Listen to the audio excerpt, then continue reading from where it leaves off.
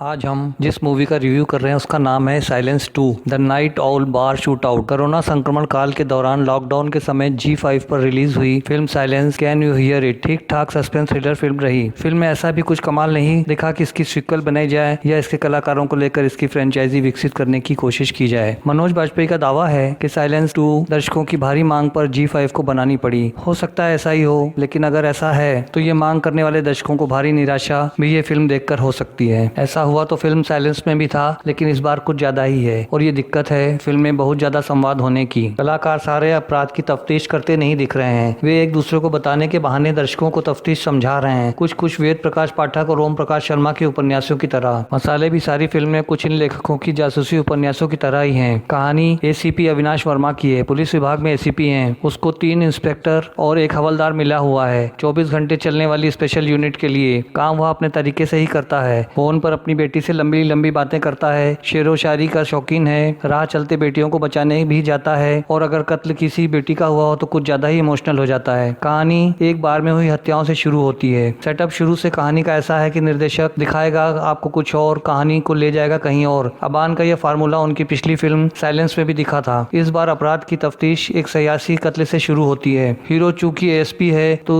उसे इस घटना का दूसरा एंगल नजर आता है। टेबल पर बिखरे खून के, शरीर से निकलते वक्त बने कोण और जमीन पर गिरी लाश से वह मामले का असली एंगल टीम को समझाता है। राजस्थान पुलिस की एक इंस्पेक्टर को भी एक लाश मिलती है, वह ACP की मदद मांगती है और फिर तार जुड़ते जाते हैं। फिल्म साइलेंस 2 का पूरा ताना बाना तो किरण देवहंस ने अच्छे से बुना है, लेकिन कहानी लीक ना हो जाए इस डर से सारा काम उन्होंने घर में ही करने की कोशिश की है। नामी सिनेमेटोग्राफर किरण देवहंस इस फिल्म के निर्माता भी हैं, साथ में तानिया देवहंस क्रिएटिव हेड हैं, देव देवहंस स्क्रिप्ट सुपरवाइजर हैं। सस्पेंस थ्रिलर में एक अंतरधारा बचपन में उपेक्षित बच्चों के नजरिए से भी रची गई है। हॉस्टल में भेज दिए गए बच्चों का शारीरिक उत्पीड़न और घर में ही दुत्कार दिए गए बच्चों का मानसिक उद्वेलन फिल्म साइलेंस 2 का अच्छा आधार है, लेकिन इसका विस्तार करने से फिल्म की लेखन निर्देशन टीम पूरी तरह चूक गई है। फिल्म का एक और बिंदु है फिल्मों में काम दिलाने के बहाने कुंवारी किशोरियों के सौदागरों की। यह एंगल भी इस स्पेस थ्रिलर का तंबू तान सकता था, लेकिन कहानी यहाँ भी रफ्तार में नहीं आ पाती। फिल्म के निर्देशक अबान ने कोशिश अच्छी की है, लेकिन एक चुस्त पटकथा के अभाव में ये फिल्म बस एक औसत सस्पेंस थ्रिलर से आगे नहीं जा पाती। मनोज बाजपेयी OTT